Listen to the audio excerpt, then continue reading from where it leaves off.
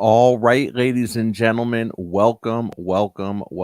I am Rob, your sports card therapist, and I have with me Ken from Sports Card Lessons. For me, sports card therapist, we're doing another dueling episode kind of thing. For me, it's episode 209. For Ken, it is episode 123. 123. Yeah. Ken, how's it going, man? Good, man. I feel like I'm catching up to you. You're. You think so? That's what I always tell my wife with age. I say, man, you're catching up. You're gonna be lapping me pretty soon. How you doing, man? I'm doing well, man. Doing well. So let me give you guys a little peek behind the curtains here. So I said to Ken earlier this week, I was like, Ken, we always talk about doing a joint episode on Thursdays, and Thursday come and goes, and you never say anything. How come I'm always the one asking you? So basically, Ken, I'm sitting here like begging Ken to do collab episodes once or twice a month, and Ken has never once asked me ever to do a collab episode. So out of the dozens of collabs we've ever done, it's always me initiating. I feel like I'm the one leading the slow dance. Oh, come on, man. I know you're so busy, right? You've got two kids at home. You've got, a wife that works outside of the house and full-time job and so many other things you have going on. I hate to make you feel bad saying, hey, you're going to come do this, and then you got to find an hour out of your week to spend with me. So, well, here's the thing. I'm dropping episodes on Mondays and Thursdays either way. Yeah. Either way, I'm dropping the episodes. But no, I have kid though. It's good to do these collab episodes. I always like to link up like sausages and see what can come out the other side, if you know what I mean. So we have Tony Cousins Collectibles in the house, guys. Shout out to Tony. He is in the comments. He said Ken is too busy making hobby moves. Leave him be. So Cousins Collectibles, they're actually changing their live night. So they were for forever, or for I should say like the last 7-8 months, doing their lives on Thursday evenings. But since football reigns supreme over everything, of course, I would do the same. They're now changing to Wednesday night, so they're going to be doing their Wednesday night lives with, I believe, their Thursday morning drop, I believe. So, so shout out to them, and look forward to tuning into them after we log off here. So, what's going on, Ken? How's everything going, man? You've been dropping episodes like clockwork. How are you feeling? How are you feeling about where your podcast is going? I'm feeling good. It's always, you're never running out of content. Always have something to talk about and bring to the masses, which is good. It took some time off from doing some shows. I'll be back behind the table again Saturday at took some time off. You just did a show 2 weeks ago at East Coast National. I think it was 3 weeks ago. So if you take off 2 weeks, for you, that's taking off time. Yeah. Well, you look at my schedule of what I do. I went to the Enfield show this past weekend, and I like to get out. I like to get out to go to shows. I mean, that's where, participation, right? I need to be participating. to stay up on what's going on in the hobby. I mean, that's where I get my content to bring to everybody else. It's the things that I see out there, the things I'm doing, and yeah, and it's where I make my most deals too. I find it hard to do deals, through not at shows. I get a lot more deals done at shows than I do try to do them on Instagram or Facebook or things like that. I tell you, it is crazy how we all hobby so differently because there are a lot of people that are listening to this right now, right? I mean, there's listeners from around the world, right? We have listeners from around the world. We see the statistics every week. We have a general idea of where people are tuning in from, and and for the most part, I would imagine probably I'm going to just make up a number here, but I would imagine 75% of our listeners rarely ever get to shows. And the reason why I say rarely ever get to shows is because there are not a ton of shows outside of either the major cities, right? Outside of the major cities or really on the West and East Coast. Yeah. Once you take away that, good luck finding a show. And then you start looking at around the world. How many shows do you really think there are around the world going on? Right. So I think they're few and far between. So what I hear you saying is that your hobby journey, the foundation of it, the foundation of everything you do in the hobby is from going to shows. And I would imagine most of our listeners do not go to shows regularly. So that's kind of cool. It's kind of cool when you think about that. Yeah. Yeah. But my favorite interaction with people is face to face. I love going to shows. I love being set up as a dealer. I like being on the other side of the table. I like that interaction. I like that, the handshake when we're done, things like that. And I know it's different for the younger generation. They work their magic, and they never need to see or shake anything. Everything's done with emojis and online and things like that. But I maybe call me old school. I like going the other way. I like to be there. I like to pick the card up. I like to look at it, flip it over, examine it. Yeah. No, absolutely, man. So real quick, this wasn't even planned that I brought up like listen people around the world, but I get a DM the other day from, I feel like daily I'm getting DMs from accounts I've never interacted with before. So they go to my message request folder on Instagram. So it kind of gets filtered out. So I go to this message. And I'm just going to read you the first half of it because I'm not going to read you what he had said about the episode he was commenting on. But I want to like say hello to Henry Gatz Cards. Henry Gatz Cards. I get a message request from him and he says, "Hi, Rob. This is Prit from Tallinn, Estonia." So he lives in Estonia. If you know where Estonia is, I mean, I had to look on a map. I was like, where is Estonia? And I Googled it, and it's in Europe, but it's right on the Europe-Asia line, northern Europe. And he said, "Hi, Rob. This is Prit from Tallinn, Estonia." And I Googled Tallinn, Estonia, and it's like, I think it's the capital of Estonia or one of the major cities. He says, "I'm a longtime listener of your content via YouTube. The moment I realized that you love Seinfeld and The Sopranos was the moment I realized that I should give you a follow. I really enjoy the content, so thank you. I was mowing the lawn the other day and listening to your Random Thoughts episode, number 202, I believe." And then he goes on to kind of comment on that. But I was like, as content creators, like we get messages from people. They're like, "Oh, I live here, I live there." But to think that someone in Northern Europe is mowing his grass and listening to like us kind of like banter about cards and what our experience is, it's so humbling. Like I can feel myself like fighting back emotions right now just because of how overwhelmed that kind of feeling is. Really cool stuff. Yeah. Yeah. And we talk about this a lot. I'm just said now, I need to go to shows. I want to get to shows. And any weekend I could get in my car on a Saturday or a Sunday and go see a show. Right. Or go to a show. And I get messages from people that are waiting months and months and months for a show to drive 3, 4, 5, 6 hours to go to a show. and we possibly take it for granted on one end, but on the other, I just find it interesting that I'm going to these shows and I'm talking about it, and people are going to these shows through me. Yeah. Right. So they're in the Midwest or something like that, but they're through me they're attending the East Coast National or a Laz show or a Fenway show or like that. They're attending that show through me, which is really kind of cool. And they tell me that they send me messages and said, they don't get to many shows, but they like to hear about the shows. So Yeah, absolutely. Mhm. And we have some people watching right now on YouTube Live, and Orlando Collector's Dream says, "Hello, everyone. I go to card shows once a month." Then the comment right below that from Larry Gitlin. Larry Gitlin is someone who's very active on YouTube. I see him, consistently commenting, so he's consuming content on a regular basis. He says, "I've been to one show since 2019 National." So there you go. I mean, two comments in a row. One guy says, "I go to card shows once a month," and the next says, "I've only been to one in the last 4 years."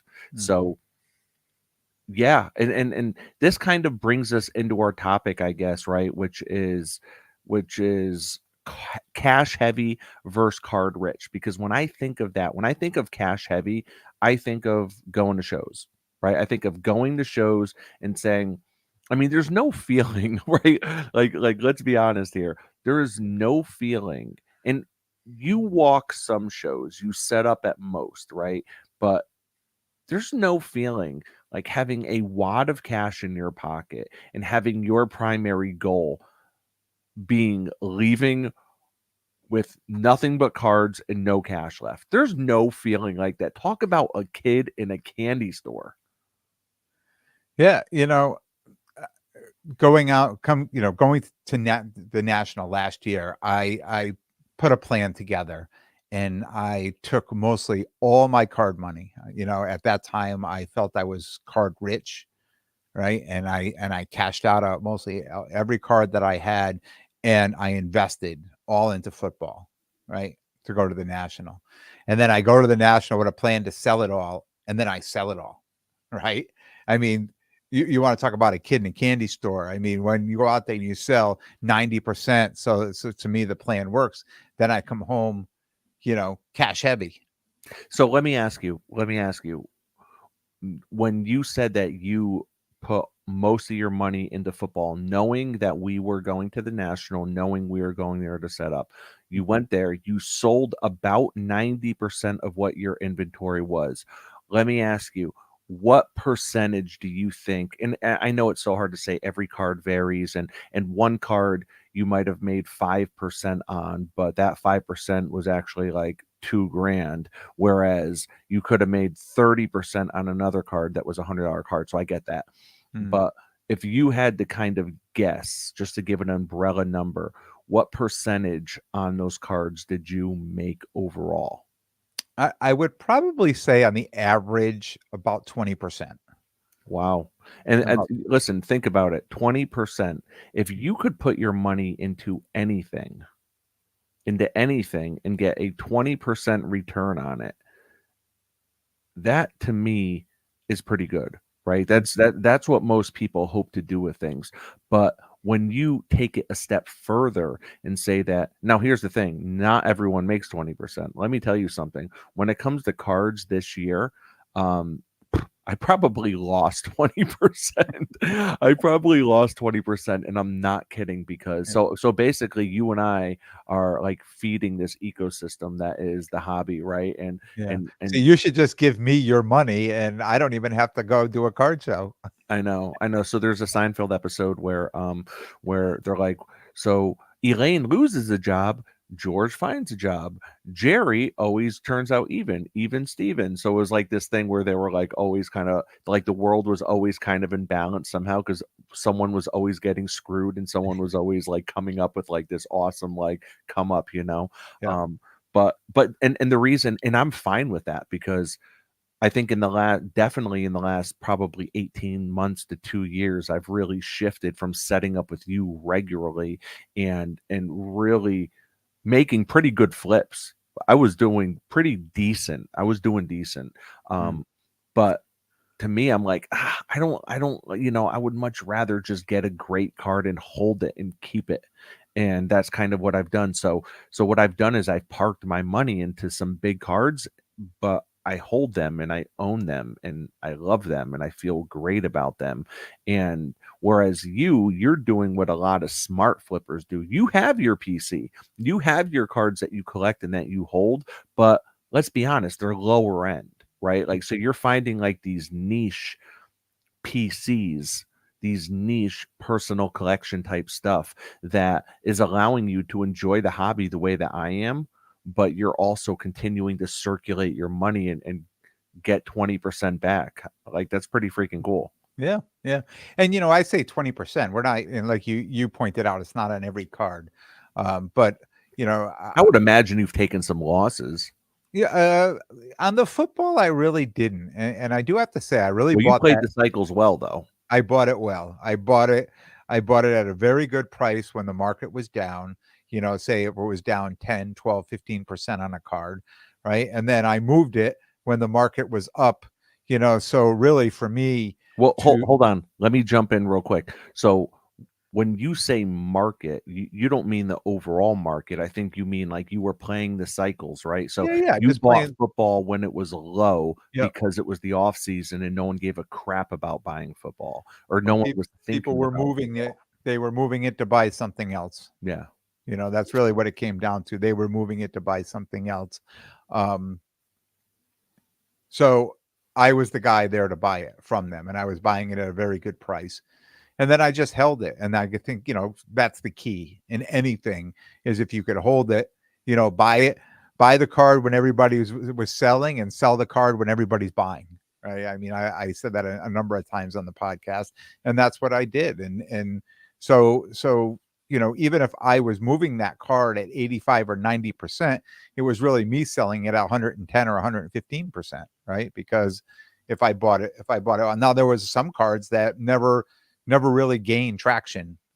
Sometimes I just felt like I would rented the cards.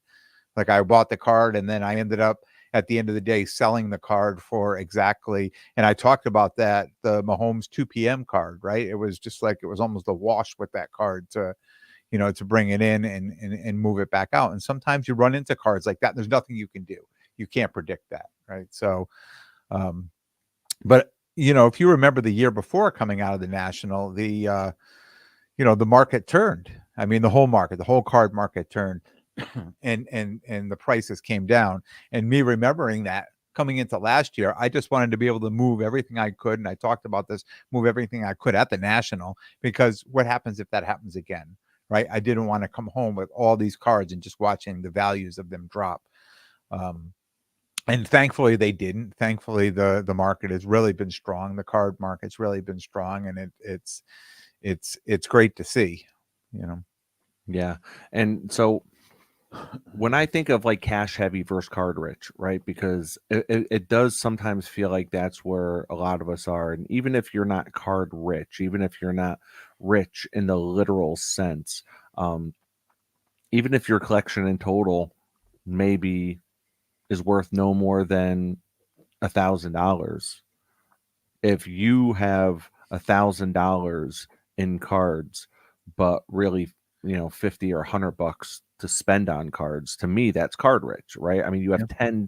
10 to 20 times the amount of card value than you do in cash. So, regardless of dollar amount, but I think you and I are really looking and feeling and sounding like polar opposites at this point, right? Yeah. You are cash heavy Yep. and I am card rich, Mm-hmm. right? Like I'm very happy with where my cards are at the moment. I'm very happy with the equity that I have in my cards, even though am I down on probably most of my big cards?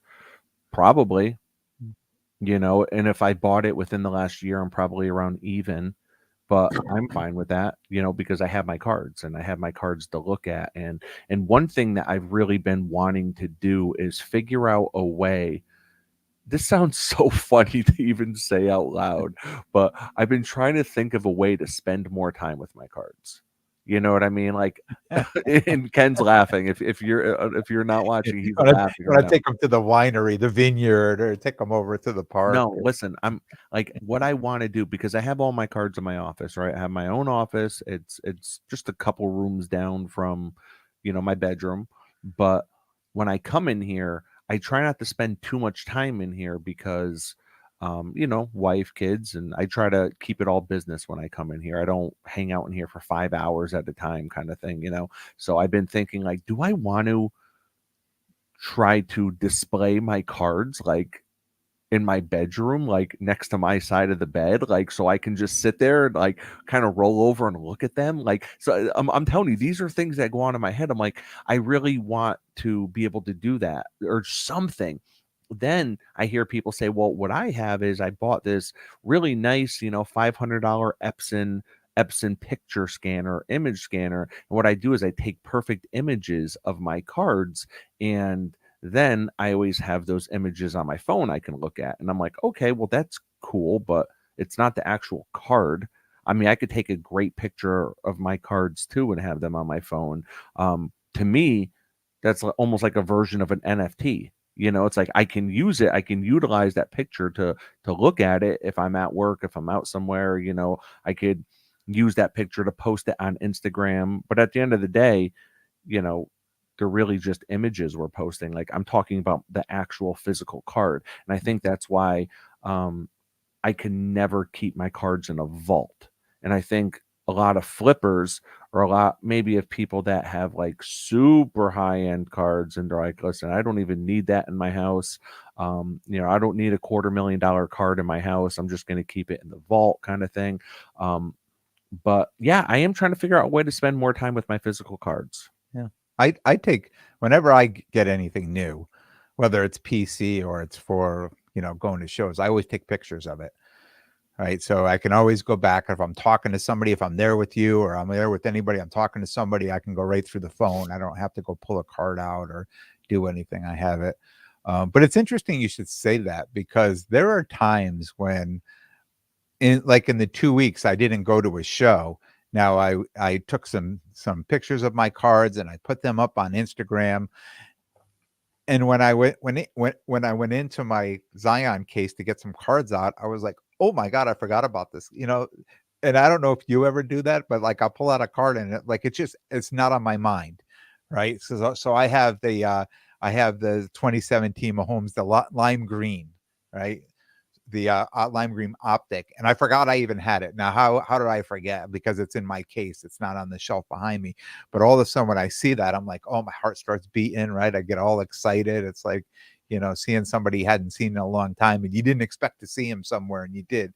So it's almost a little bit like what you're saying. You want to see them You a wanna little bit spend more time often. with them. You wanna be reminded of why you fell in love in the first place. Like, Yeah. it almost sounds like you're taking your wife out on to dinner and you're like, "Oh my god," like, you have such a good time. You're like, "This is why we fell in love." It's like but it's like you wanna be reminded, sometimes of, why you spend so much time and energy in this hobby, right? And the hobby makes up many different things, but I don't know. And to go back, I guess, to what the actual topic of this episode is, cash heavy versus card rich.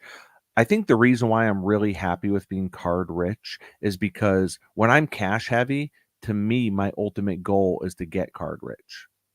Mm. So I almost feel like I'm ahead of you right now. But the thing is, and not that it's a competition, but the thing is, I don't know if you necessarily want to be card rich, right? You don't want to end up where I'm at. You want to. It's so No, it's almost I, like we're playing like two different sports here. It feels like yeah, I like feel like you dead end.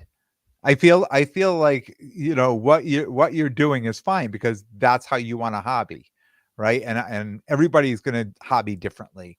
But I think where you're at is you want to get these great cards, and invest in these cards and put them on these. I see all the shelves behind you and everywhere, and you want to look at these cards and enjoy these cards. Where I like to go set up at shows. So you see, like I figured out who I want a PC.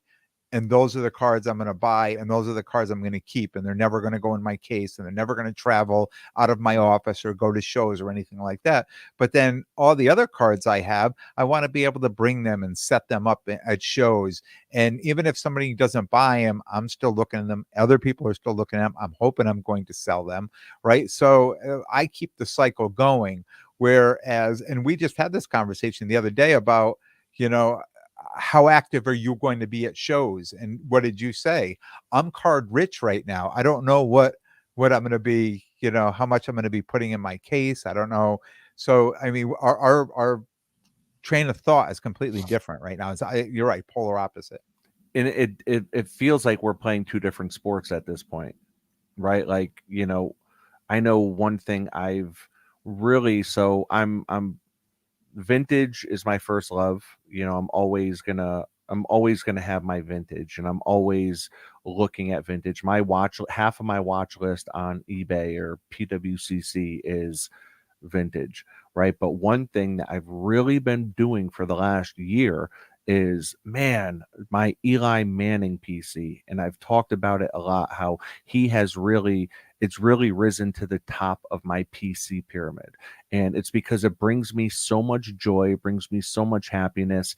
He's retired now. I can wash away the agony. It's almost like an ex-girlfriend where it's like, man, that was a toxic ass relationship, but for some reason I only think of the good times. It's like you only, so with me with Eli, I only think about the good times. You know, I think about all the games my wife and I went to, all the Giants games. I think about obviously the two Super Bowl rings. I think about the playoff runs that he made, and I've been really buying up Eli Manning gold prism, Topps Finest, Topps Pristine Gold, you know, gold prism. So if anyone out there has Eli Manning gold for sale, please reach out to me on Instagram. I'm really, it's I was never a shiny guy up until this last year, and it's almost like by collecting Eli Manning, it's exposed me to a part of the hobby that I was never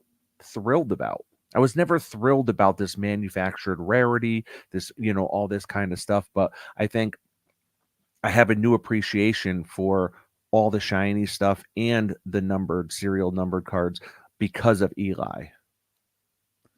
Yeah, and you know what? It's your PC, but it's more to you than just the PC, right? Eli means more to you. Eli is part of your life with Oh your yeah. wife and your family and your and I think maybe your dad too, right? Was a Giant fan. So Yep. this is, you know, this is, you know, we talk about, you know, how we connect with cards, right? And you're connecting with a card, but it's really connecting with your life, with your upbringing, with your childhood, with your adulthood, with your family now, and making that connection. That's why it means so much more to you. That's why you want to put them on the nightstand, right, in the room. That's maybe you want to put them on the mantle in the fireplace, or, you know, next to the TV or something like that, or even have, you know, the kids play with them a little bit, and you know, just see them, and you know, hopefully they'll be it'll mean as much to them as it does to you.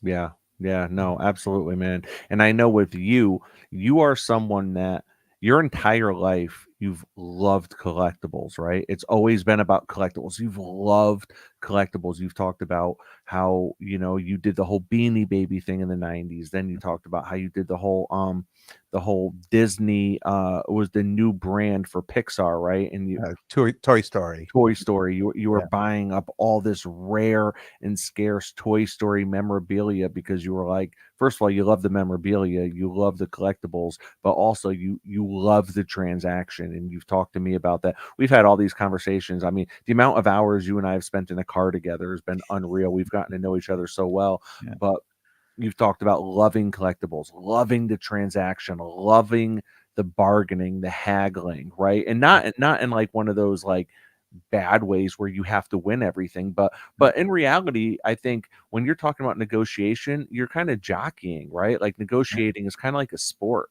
Yeah. Yeah. And you have to enjoy it, right? And you have to be able to see things from both sides. And I think that is the hardest part that people have when it comes to transactions and negotiating. A lot of people only see it from their own side. They get focused on what they want. And I was talking about the episode I dropped on Sunday night over the weekend about a card that we were so close, and I had to remember I was on Yeah. the other side of the table, right? And I said, look, if I come down 10, can you come up 5? Like that type of thing. And when you do that, people are like, okay. And when you really think about it, okay, that $5 or $10, that may be, to some people it may be a lot, but in the grand scheme of things, when it comes to cards and things like that, I don't think it's a lot. And I think I find it to be more appreciative, and I find that people appreciate me more when it's a fun, quality negotiating, and not, we've been at shows and you've seen this, this heavy back and forth, and then people want to start flipping coins and all, and it make it a little fun. I'm a little Yeah. different. I would rather just talk to people, and sometimes I don't mind giving in to get a deal done, especially if I want to get the deal done, or two, if I really like you, right? So that's Yeah. just the way I am. Yeah. So you've talked about being cash heavy. You've talked about wanting to go to shows and really like do some buying. So what I'm thinking is the most successful flippers that I know in the hobby, what they tend to do is they try, they're always obviously trying to buy under comps. Everyone's trying to buy under comps, right? But I think when you're one of these mid to high end flippers, usually you can do it with more regularity. I think you have more of the connections. You know exactly what you want, what you need. So if you were someone that's cash heavy and you can like cash someone out at 80% of comps, right? You cash them out at 80% of comps, which would probably make the person you're cashing out happy, right? You're at least like, okay, you know what? I'm getting 80%, but he's taking everything. Yeah. Then you turn around and you take all that stuff that you got at 80%, and obviously you want to sell, but you also let people do partials, right? Partial trade and partial cash, because when that happens, now that $1,000 card that you have, Ken, that you only paid 800 for, chances are if someone's paying cash, they're going to want it for 900. They're going to want it for $100 under comps, right? But if someone comes to you and offers like partial, cash, part trade, now you can value it at probably around 1,100, maybe even 1,200, because it's a $1,000 card. Mm-hmm.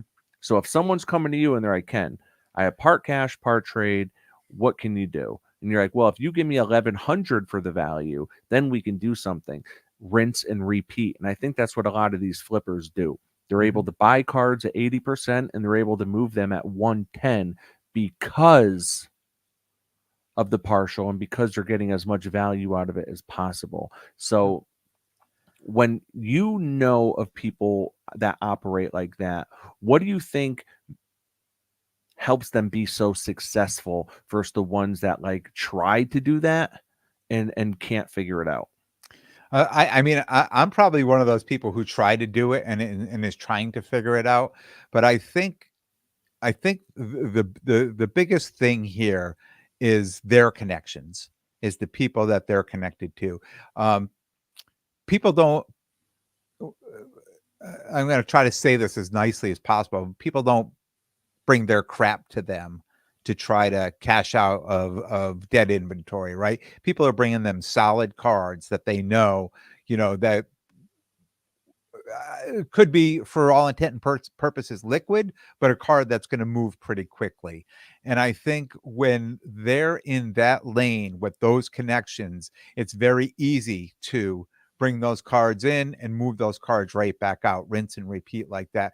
And I think someone like me, who has never cashed anybody out at 80%, Kamikaze Sports Cards says that Jason Dominguez, the Martian, just hit another home run. Wow. Sorry, right during this right now. Unbelievable. Jason Dominguez. This is only his fourth game up. His fourth game ever in the majors. At 16, this kid was signed. Okay, Jason Dominguez, he was signed at 16 by the New York Yankees. Now he's 20. He's breaking all sorts of records, and Yankees records, by being the youngest to do this, the youngest to do that. He's breaking mantles that records that like Mickey Mantle has held for 60 years. So unbelievable. I can't believe you just hit another one. Kamikaze, thank you for that, man. Sorry about that, Ken. So my first Bowman Mojo PSA 10, should I be selling that now, or should I? You should be giving it to me, consigning it with me. That's what you should be doing. Okay, that would look nice in my Yankees PC. So sorry, my face just you stopped in your tracks. I know, because you saw my face when I read the comment. You were like, "What's wrong?" Yeah. So what you're saying is somehow people are getting.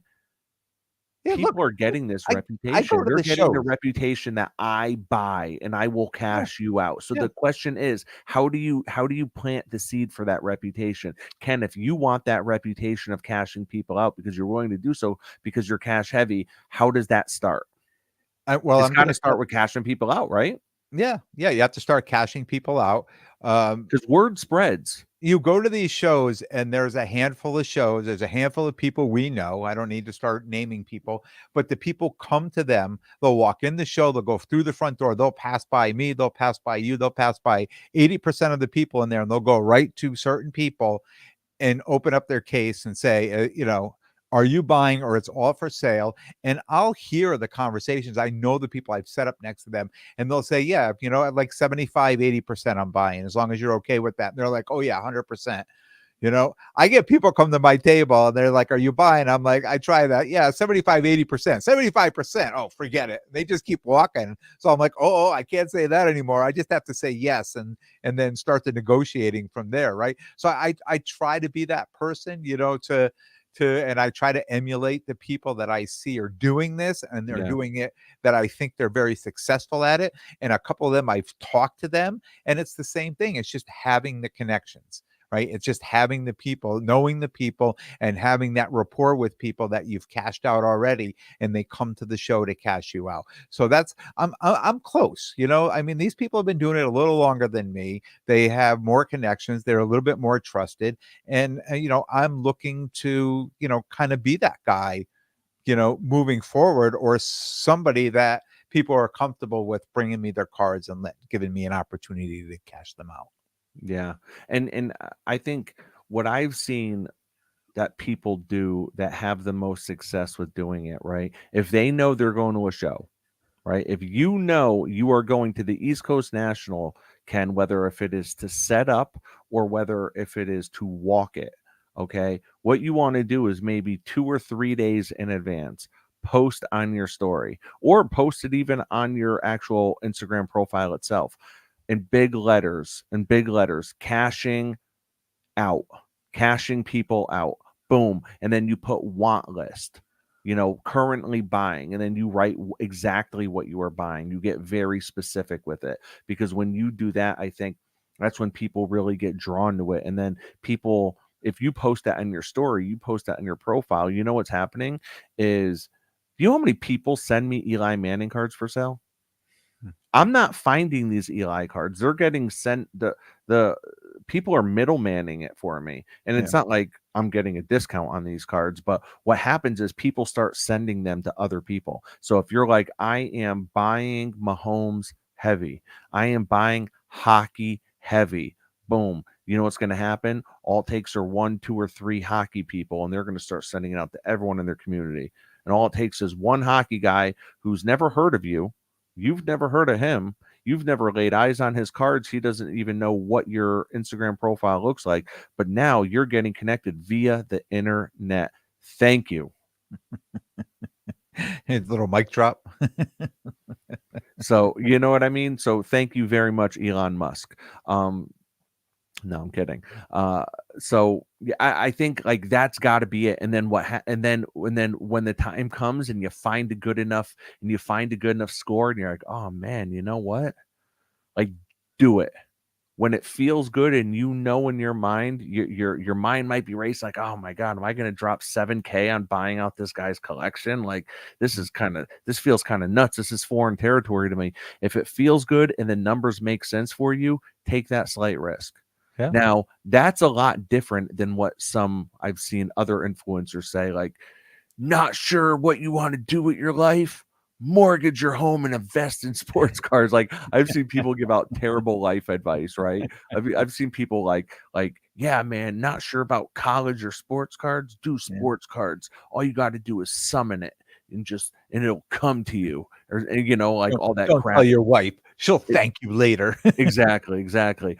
But like what I'm saying is, like, for you, if you are cash heavy and you are looking to buy, like, it might mean taking that little bit of risk, right? And kind of jumping in. Yeah. I mean, that's the way I feel. And trying going to be a little different, going into this fall season.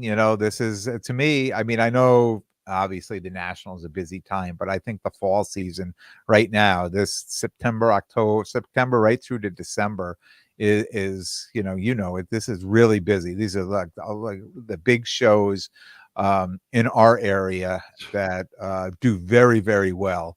Listen, we're gonna blink our eyes and it's gonna be New Year's. Yeah, we're That's going to be exactly making what's gonna a top happen. 5 list again. 100%. And I'm gonna be saying, guys, what are the cards that you want? What are the cards that you want? That's what's going to be happening. But without a doubt, man, like you said, between the big shows, between the holidays, between getting together with families, right? All the fall activities. I feel like there's more activities to do in the fall than there is to do in the summertime. You know what I mean? Like, it really ratchets up. And you love, for the most part, being outside because the weather is just incredible. Well, if you like that sort of weather.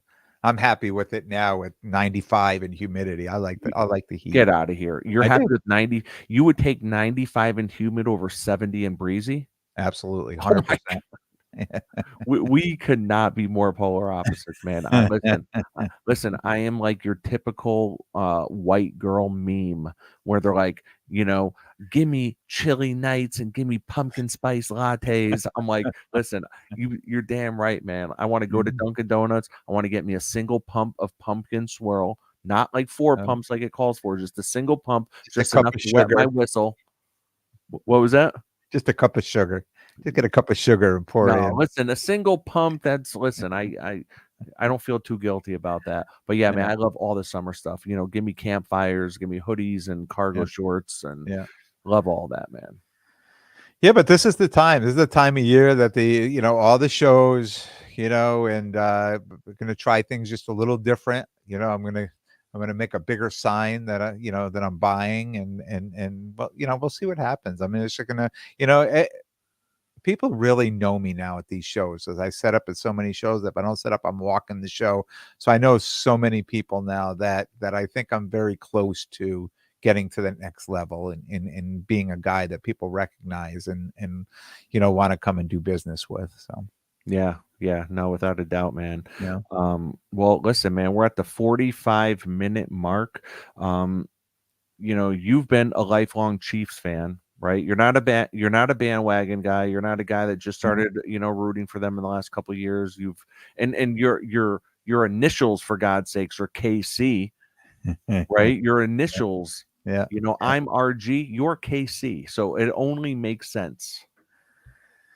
Yes, lifelong KC fan, and finally have something to cheer about, right? And I talk about living in New England and living around Giants fans and Jets fans and Patriot fans, right? So finally, now it's the Chiefs' time to shine. So, and what makes this hobby even better is football season and fantasy football. I mean, 100%, right? It just, and I think fantasy football makes us better hobbyists, right? Because we have to take the time and know every player from every team, and it helps us when we're, you know what I should do before, if I want to get into basketball. I was thinking I should get into a basketball fantasy league, and then this way I would have to get out there and know who every single player is, and it would make me a better hobbyist in basketball. See, I don't think so. I don't think that's the case at all. I think that knowing every player in the sport doesn't mean anything. I mean, does knowing every single player in the NFL for you make you a better football card purchaser? I mean, you already know the top 5 guys you're looking for. Outside of probably 5 names, you're probably not buying football, right? Maybe, I maybe, mean, maybe that's all I need in basketball is just the top 5 names. definitely. So I'll write that. I'll scribble that on a napkin for you next time I see you. So, like, you're not going out and buying Tyreek Hill rookies, right? No, You're not buying Tyreek Hill. no. You know, so it's like Tyreek Hill is arguably probably The the guy, second the guy you took on every fantasy football league this year. I did. I didn't even plan it like that either. But yeah, I mean, Tyreek Hill is arguably the second or third best wide receiver in all of football, right? I mean, obviously there's Justin Jefferson, there's Jamar Chase, you know, you got a lot of your young guys, but at the end of the day, Tyreek Hill's probably gonna I don't know actually. Because I tell you, Jefferson, man, is a stud. Jefferson, he's a stud, man. The only thing is, I don't trust Kirk Cousins. So, you know, I think it's just really quarterbacks. You know, top 5 quarterbacks, and that's who you're going to Well, buy. And same thing with basketball, I guess. I think their problem out there in Minnesota is that they got rid of their, Dalvin Cook, and their running game has declined. So there's going to be, before it gave Cousins a lot of time to throw the ball, right? Because you weren't playing, you didn't know if you were playing run, but I think now they're going to be playing more pass this year. It's going to be, I think it's going to be a tough year for Minnesota and for Justin Jefferson. And I tell you, I don't see a world in where Justin Jefferson doesn't just like straight up get double teamed. Who was the wide receiver? I'm trying to think, because very rarely ever will you see like a wide receiver straight up double teamed. Like you'll see a lot of times the safety moving over to help the cornerback, but wasn't there a receiver a couple years ago Well, it's just like saying Kelsey. Why don't they double team Kelsey? No, yeah, every person on the field is so important. You can't afford to double anyone. Yeah. I mean, they have a lot of weapons. Like there was someone that was getting double teamed. Was it DeAndre Hopkins? Was it Michael Thomas? No, I'm trying to. It may have been D-Hop. Yeah, it might. I remember there being like a few games where I'm like, they are like, there's 2 guys on him right now. It almost looked like a punt return. You know what I mean? It looked like a punt return. I'm like, what is going on? But that's I guess when you're a GOAT, that's what'll happen. And that's why I talk to so many flippers, right? That they're always. So I could remember Ryan Reservoir Card. Shout out to Ryan, friend of both of ours, right? And I could remember talking with him at the Foxwood show last year, and he's like, "Oh man, I forget who he said he was buying up. He's like, oh, I'm buying up Adrian Peterson, man. Like, I just don't see a world in which like he's not like the hobby's going to come around and realize what a GOAT he is. He's like buying him up, buying up Randy Moss, buying up Terrell Owens, and I'm like,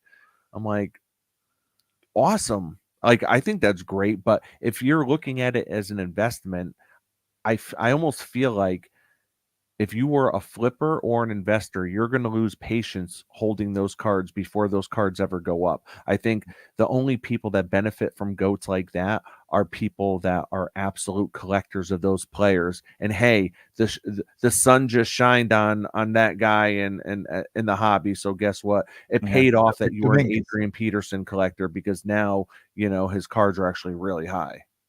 Yeah. And it's like Dominguez.